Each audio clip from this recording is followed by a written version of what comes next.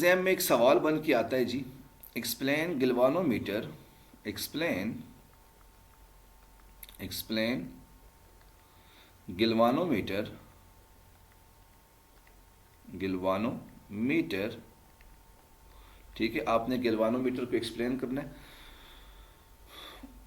है और साथ में write down their, derive their, derive their, their mathematical form, mathematical form. आपने गिल्वानोमीटर को एक्सप्लेन करना है और इसकी मैथमेटिकल फॉर्म को आपने जो है वो एक्सप्लेन करना है। तो इसके बारे में हम लोग डिस्कस करेंगे कि ये आपके पास है क्या चीज़, ठीक है। तो इस तरह का आपके पास सवाल जो है वो पूरी स्टेटमेंट लिखी हुई आती है गिल्वानोमीटर की, और आपने इसकी ड्राइव करनी है मैथमेटिकल फॉर्म, तो ये आपके पास सवाल आ जाएगा, ठीक है। अब आपने बोर्ड के एग्जाम में करना कैसे है भाई, सबसे पहले आपने हेडिंग देनी होती है जी ब्लैक मार्कर से। तो आप सेंटर में दे दोगे गिल्वानोमीटर, गिल्वानोमीटर, तो ये आपके पास गिल्वानोमीटर आ गया। नीचे आपने पेंसिल से निशान लगा लिया ताकि आपके पास ये इस तरह से आपने इसको पेंसिल से निशान लगा लिया, ठीक है। अच्छा जी, अब पहली हेडिंग आपके पास किस चीज़ की आ जाएगी, ब्लू मार्कर से आपने हेडिंग देनी है पहली हेडिंग, और वो आपके पास किसकी होगी, डेफिनेशन की, ठीक है। तो अब आपके पास डेफिनेशन आ जाएगी, और डेफिनेशन को आप ब्लैक मार्कर से, ब्लैक पेन से आप लोग लिखोगे, ठीक है। सेंट्रलाइज करके आपने डेफिनेशन लिखनी है। अब इसकी डेफिनेशन क्या होगी, it is a device, it is a device which is used to detect, which is used to detect current inside the circuit, inside the circuit। ये आपके पास एक डिवाइस होती है जिसकी मदद से आप लोग करंट को डिटेक्ट कर सकते हो सर्किट के अंदर, ठीक है।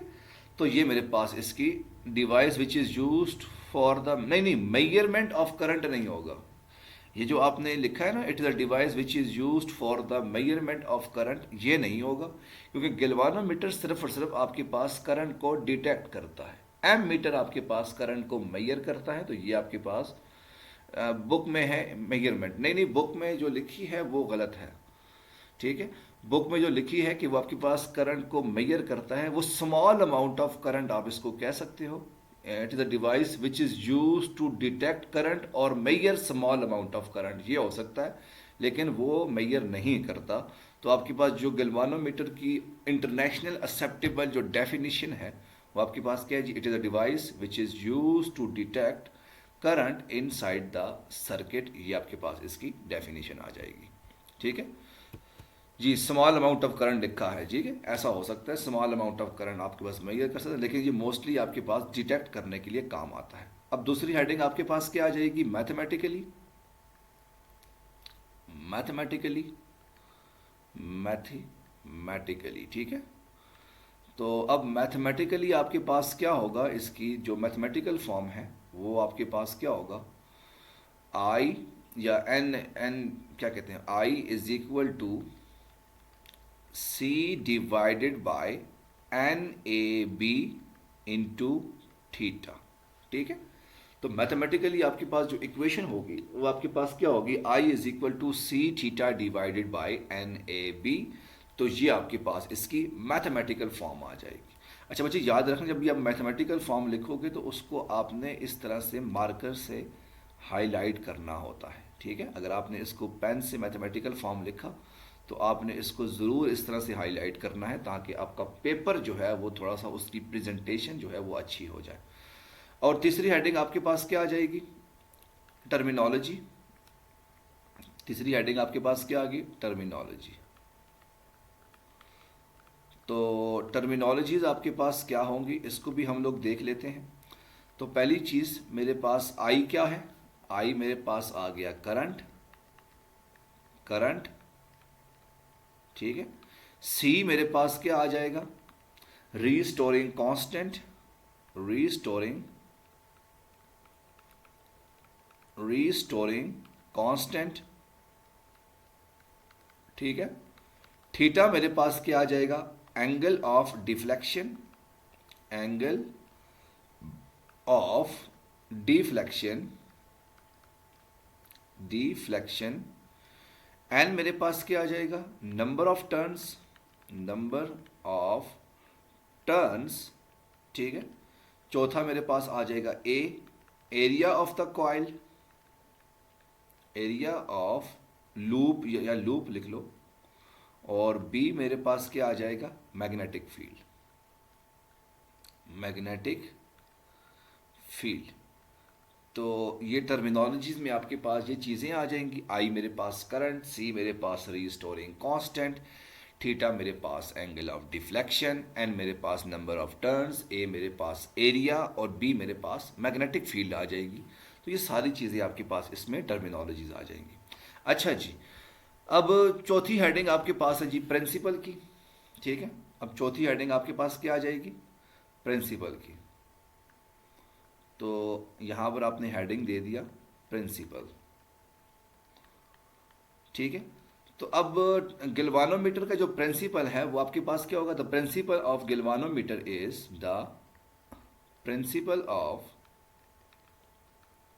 प्रिंसिपल ऑफ गिल्वानोमीटर को बच्चे मैं सिर्फ जी से लिखूंगा ताकि आप लोग समझ जाएगा। Galvanometer is torque on a current carrying coil, torque on current carrying coil, current carrying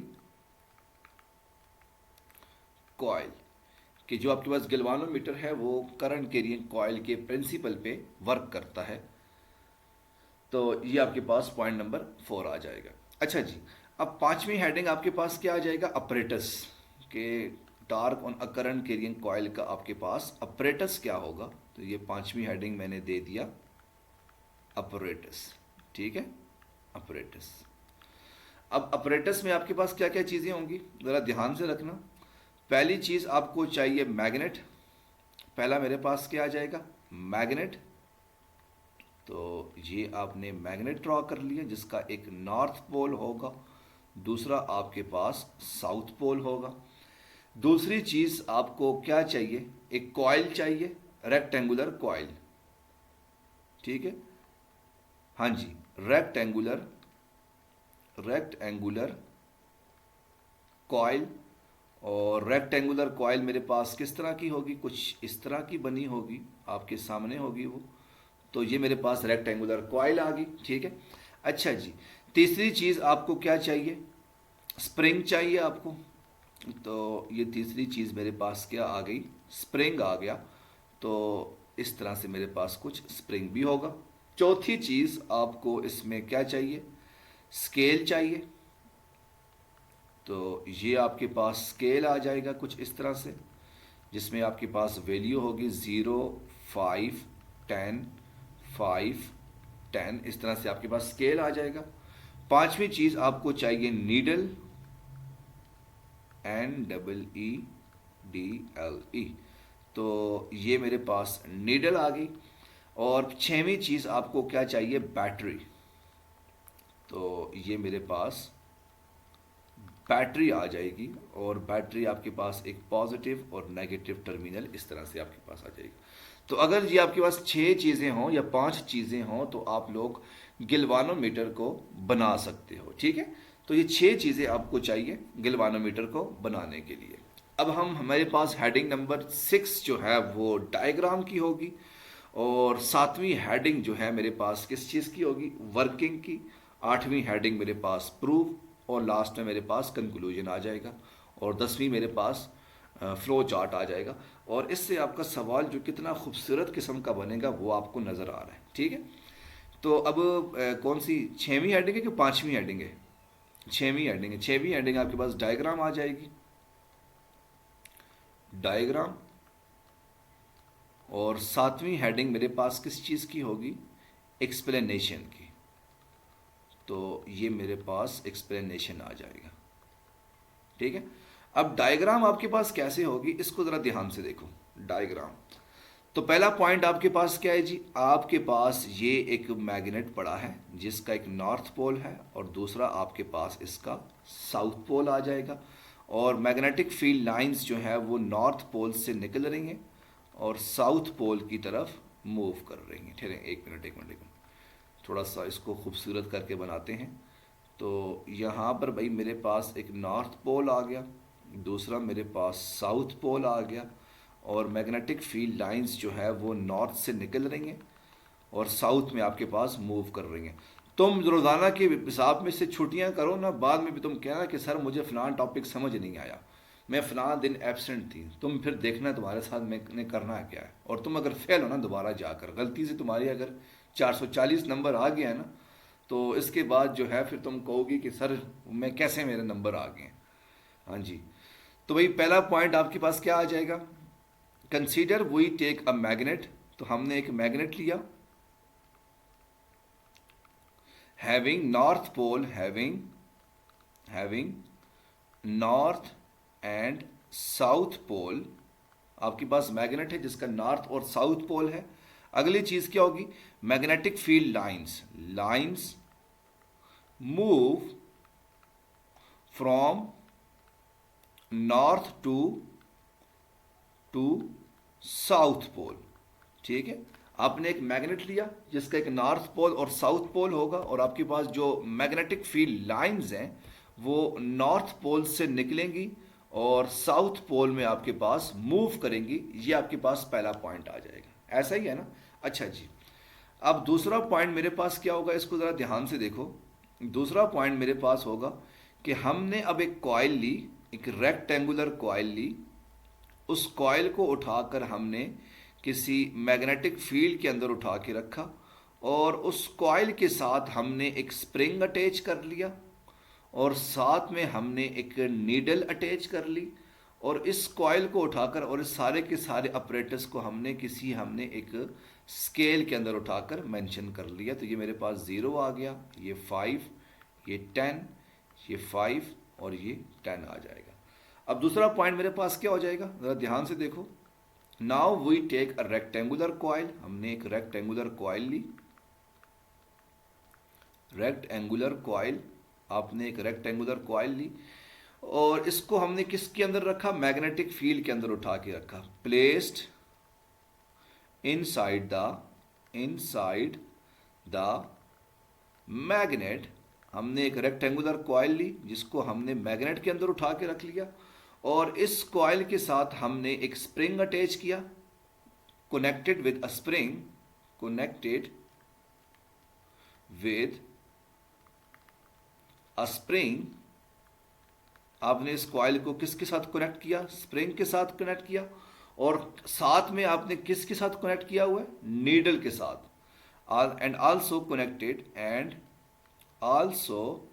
connected with a needle, connected with a needle, और साथ में आपने इसको नीडल के साथ कनेक्ट किया हुआ है। ठीक है, तो ये आपके पास दूसरा पॉइंट आ जाएगा।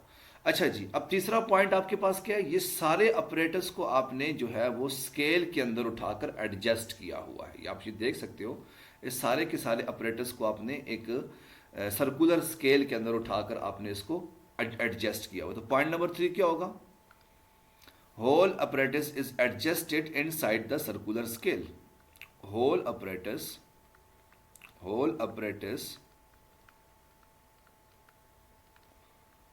adjusted inside the circular scale, inside the circular scale कि आपने इस पूरे के पूरे ऑपरेटर्स को जो है वो सर्कुलर स्केल के अंदर एडजस्ट किया हुआ है। ठीक है, यहां तक तो बात आपके पास क्लियर हो जाएगी। अब आखिरी पॉइंट है आपके पास, पॉइंट नंबर 4। पॉइंट नंबर 4 आपके पास क्या होगा, इसको जरा ध्यान से रखना, ये इंपॉर्टेंट पॉइंट है। जब आपने इस कॉइल को करंट के साथ या बैटरी के साथ कनेक्ट नहीं किया हुआ, तो क्या आपके पास इस कॉइल में से करंट पास होगी, नहीं होगा। जब करंट पास नहीं होगा तो आपके पास इस कॉइल में मैग्नेटिक फील्ड प्रोड्यूस होगी, नहीं होगी। जब मैग्नेटिक फील्ड नहीं होगी तो आपके पास ये डिफ्लेक्ट भी नहीं होगा। तो पॉइंट नंबर 4 क्या हो जाएगा, V इज इक्वल टू 0, जब आपके पास बैटरी जो है वो 0 हो जाएगी। नो करंट, नो करंट, जब आपके पास करंट पास नहीं होगा तो एज द रिजल्ट क्या होगा, torque, so no deflection, no deflection. तो नो डिफ्लेक्शन, तो टार्क आपके पास क्या हो जाएगा, 0 हो जाएगा। तो ये आपके पास पॉइंट नंबर 4 आ जाएगा। और इसी के साथ जो आखिरी पॉइंट है वो आपके पास क्या होगा, इसको भी ज़रा ध्यान से देख लो।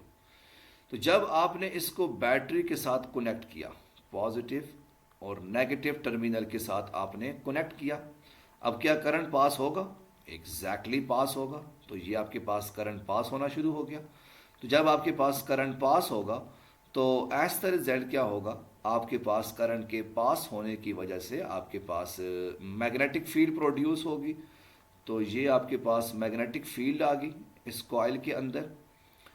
तो ये कॉइल की मैग्नेटिक फील्ड और एक्सटर्नल मैग्नेटिक फील्ड एक दूसरे के ऊपर फोर्स लगाएंगे और फोर्स लगाने की वजह से आपके पास टार्क प्रोड्यूस होगा। ठीक है, अच्छा जी, अब पॉइंट नंबर 5 क्या हो जाएगा, करंट पास, करंट यानी अब पॉइंट नंबर 5 आपके पास क्या होगा, connected with a battery, connect with battery, आपने इसको बैटरी के साथ कनेक्ट किया तो क्या होगा जी, करंट पास। तो जब आपके पास करंट पास होगा तो एज द रिजल्ट आपके पास क्या होगा जी, मैग्नेटिक फील्ड प्रोड्यूस होगी, मैग्नेटिक फील्ड बी प्रोड्यूस। तो आपके पास मैग्नेटिक फील्ड प्रोड्यूस होगी। जब मैग्नेटिक फील्ड प्रोड्यूस होगी तो एज द रिजल्ट क्या होगा, due to external magnetic field and internal magnetic field torque will be produce. तो क्या होगा, एक्सटर्नल एंड इंटरनल बी, तो क्या होगा, टार्क प्रोड्यूस हो जाएगा। ठीक है, तो इस तरह से आपके पास जो है वो इसमें टार्क आपके पास प्रोड्यूस होगी और नीडल्स आपके पास डिफ्लेक्ट होना शुरू हो जाएगा। Got it. तो ये मेरे पास इसकी टोटल एक्सप्लेनेशन आ जाएगी जो कि आपके सामने है। एक दफ़ा मैं इसकी एक्सप्लेनेशन दोबारा से रिपीट करता हूँ कि इसकी एक्सप्लेनेशन है क्या। पहला पॉइंट आपके पास क्या है, ज़रा ध्यान से रखो, ध्यान से देखो। तो सबसे पहले हमने मैग्नेट लिया, magnet having north and south pole, magnetic field lines from north pole to south pole, पहला पॉइंट आपके पास ये आ गया। दूसरा पॉइंट क्या होगा, रेक्टेंगुलर कॉइल, हमने एक रेक्टेंगुलर कॉइल ली, placed inside the magnetic field या मैग्नेट, हमने इसको मैग्नेट के अंदर उठा के रखा, कनेक्टेड विद अ स्प्रिंग, और उस कॉइल को आपने स्प्रिंग के साथ कनेक्ट किया, and also connected with a needle, और आपने इसको नीडल के साथ भी कनेक्ट कर लिया।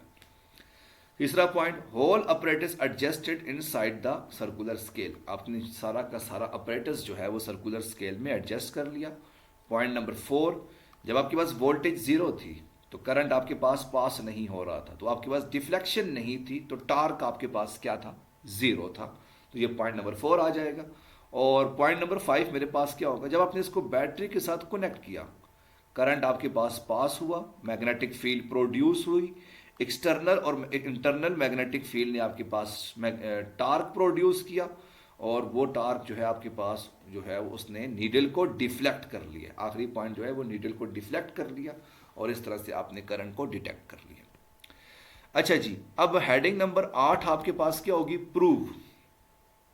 सब्र करो, फ्लो चार्ट, तुम्हें फ्लो चार्ट बड़ा पसंद आ चुका है, सब्र करो ज़रा, अभी तो हमने हमारा प्रूफ पूरा रहता है। हेडिंग नंबर 8 मेरे पास क्या आ जाएगा, प्रूव आ जाएगा। तो प्रूव आपके पास क्या होगा जी, तो जाहिर सी बात है आपके पास, ज़रा ध्यान से देखो बच्ची, जब आपके पास टार्क प्रोड्यूस होगी, जब आपके पास टार्क प्रोड्यूस होगी तो नीडल आपके पास इस तरफ डिफ्लेक्ट करना शुरू करेगी। तो इस टार्क को आप लोग क्या कहोगे, क्लॉकवाइज टार्क। और ये जो स्प्रिंग है वो आपके पास जो अपोजिट डायरेक्शन में आपके पास जो है वो टार्क प्रोड्यूस करेगी, और इसको आप लोग क्या कहोगे, रीस्टोरिंग टार्क, जिसको आप लोग एंटी क्लॉकवाइज टार्क कह सकते हो। ठीक है, तो अब आपके पास ये दो किस्म के टार्क हैं, एक आपके पास क्लॉकवाइज टार्क, दूसरा आपके पास एंटी क्लॉकवाइज टार्क, ये दो तरह के टार्क आपके पास प्रोड्यूस होंगे।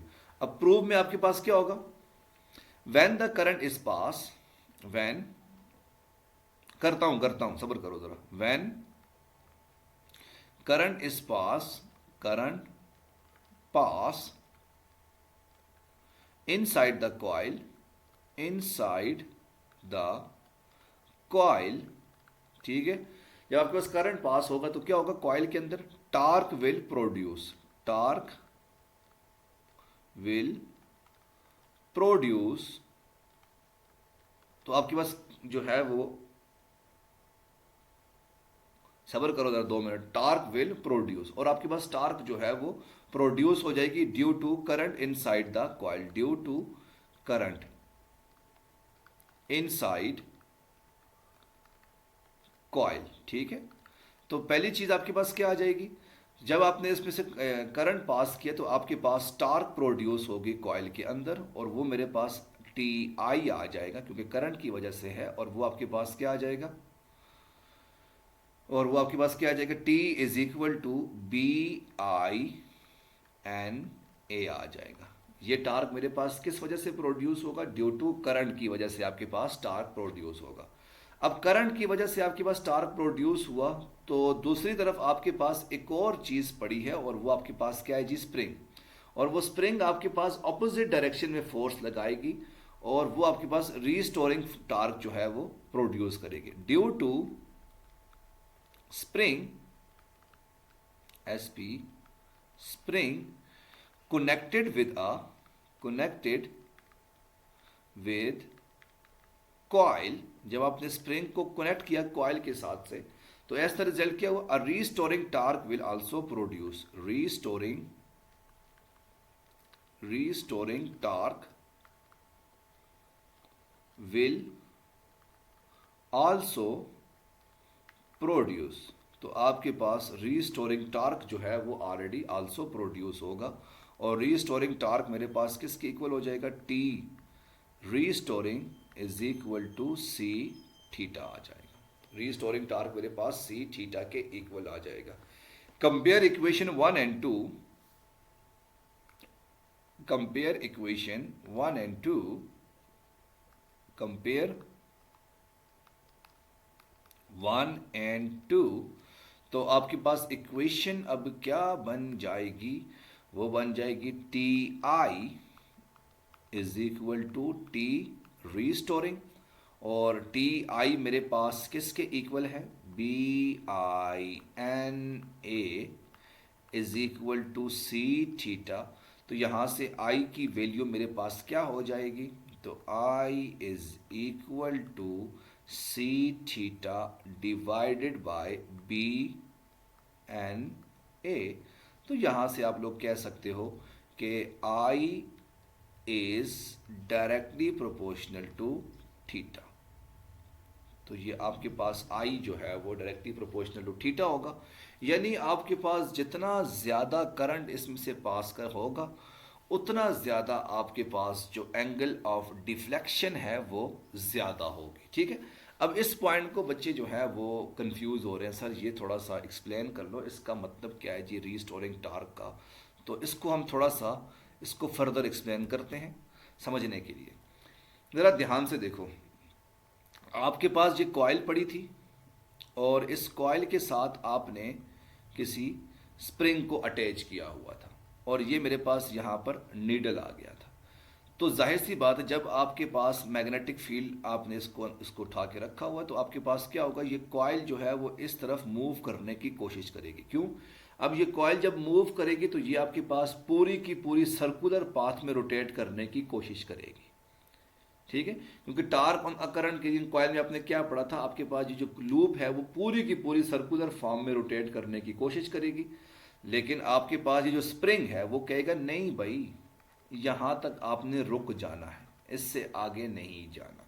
तो वो स्प्रिंग क्या करेगा, अपोजिट डायरेक्शन में फोर्स लगाएगा और उसको एक खास पॉइंट से आगे जाने की कोशिश नहीं करवाएगा। तो ये आपके पास दो तरह की टार्क जो है वो प्रोड्यूस हो जाएंगी, एक मेरे पास टार्क स्प्रिंग की होगी और दूसरी मेरे पास टार्क करंट की हो जाएगा। तो इस तरह से दो किस्म के आपके पास टार्क्स जो है वो प्रोड्यूस हो जाएंगी, जो कि आपके सामने आ जाएंगी। Got it. तो ये मेरे पास आ जाएगा, ठीक है। अब आखिरी हेडिंग तो बच्चे कंक्लूजन की, कौन सी हेडिंग आ रही है, हेडिंग नंबर 9 आ रही है। हाँ जी, हेडिंग नंबर 9 मेरे पास क्या आ जाएगी? कंक्लूजन। हाँ जी, कंक्लूजन, हेडिंग नंबर 9 क्या आ जाएगा? कंक्लूजन। अब कंक्लूजन आपके पास क्या होगा? ओ, कंक्लूजन की स्पेलिंग की मैंने गलत, CONCLUSION। अब कंक्लूजन क्या आ जाएगा? ठीक है, तो इसका कंक्लूजन क्या होगा? It shows that, it shows that जब आप मैग्नेट को अपोजिट डायरेक्शन में जो है वो, सॉरी, बैटरी को की पोलैरिटी जब आप चेंज करोगे तो वो अपोजिट डायरेक्शन में मूव करेगा। इट शोज दैट क्या शो करेगा? When the current is increase, when current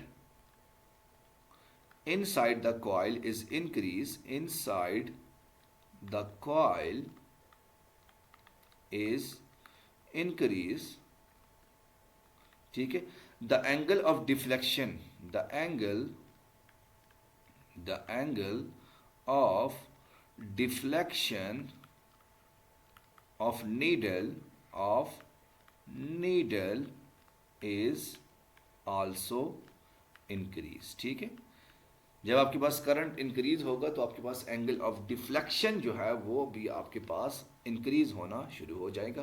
तो ये मेरे पास कंक्लूजन आ जाएगी।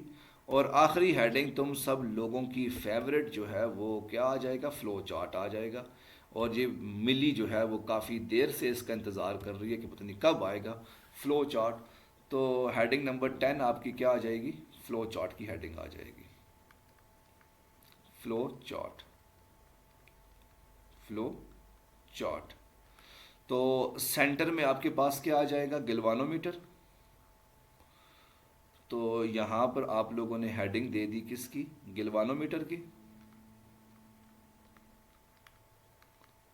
ठीक है, तो पहली चीज आपके पास जो हेडिंग आएगी वो किस चीज की आएगी? थोड़ा वेट करो, 2 मिनट वेट करो, मैं बस समझाता हूँ आपको। पहली चीज आपके पास क्या आ जाएगी? डेफिनेशन। और डेफिनेशन आपके पास क्या होगी? It is a device which is use to detect current inside circuit. आपके पास ये एक डिवाइस है which is use to detect current inside the circuit आ जाएगा। अब दूसरी हेडिंग मेरे पास क्या आ जाएगी इसकी? Mathematical form. तो मैथमेटिकल फॉर्म आपके पास क्या होगी? तो ये दूसरी हेडिंग आपके पास आ जाएगी मैथमेटिकल। और I is equal to C theta divided by N A B आ जाएगा। ठीक है, अच्छा जी। अब तीसरी हेडिंग आपके पास किस चीज़ की आ जाएगी? प्रिंसिपल की। तो प्रिंसिपल आपके पास क्या हो जाएगा इसका? तीसरी हेडिंग आपके पास प्रिंसिपल की आ गई। तो इसका प्रिंसिपल क्या होगा? ठीक है, torque on a, torque on current carrying coil. ठीक है, ये इसका प्रिंसिपल आ जाएगा। चौथी हेडिंग आपके पास क्या हो जाएगी इसकी?